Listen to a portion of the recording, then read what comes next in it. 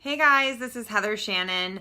I'm a sex and relationship therapist, and I'm here with my cat Rascal to talk to you about kinky and vanilla sex and what does it mean to be kinky. So this is a really good question because I think the answer is not maybe quite as straightforward as one would think.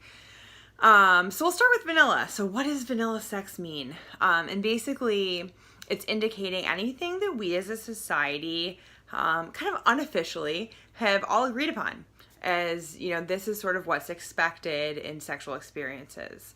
So that could go from kissing to fondling, oral sex, intercourse. Those would all be examples of things that are widely socially acceptable.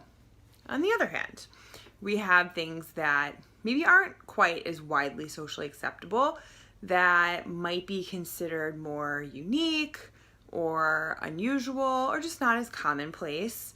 And those things would fall more into the kinky category. So a lot of us have heard of 50 Shades of Grey, and I'll do another separate video on that in more detail. But the idea of BDSM is something that's pretty well known, and that includes bondage, dominance, discipline, sadism, submission, masochism.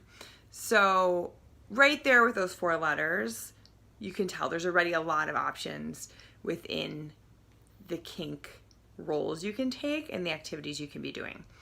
And BDSM is actually just a subset, though, of what might be considered kinky, because we also have things like fetishism, exhibitionism, role play, voyeurism that don't always have to do with a power dynamic or bondage, but still might be considered outside of what's the kind of universally accepted social norm.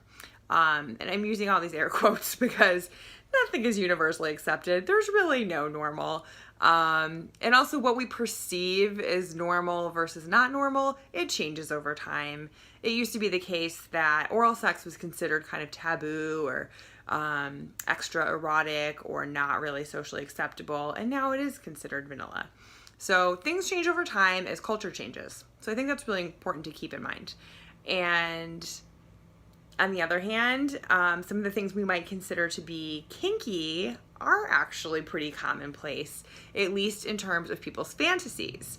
So if you're curious to know more about that, there is a really interesting book called Tell Me What You Want by Dr. Justin Lehmiller, and he did a research survey with over 4,000 people about what their sexual desires and fantasies are.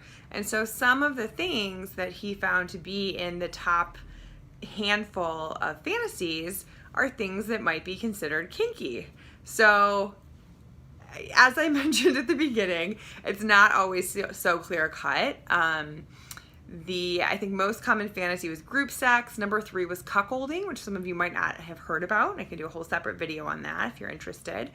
And that would be considered more on the kinky side of things, but has been growing in popularity. So do what works for you. Now you know what's considered kinky and vanilla, and please post any questions you have in the comments below. Subscribe for more sex positive videos, and I will see you guys next time.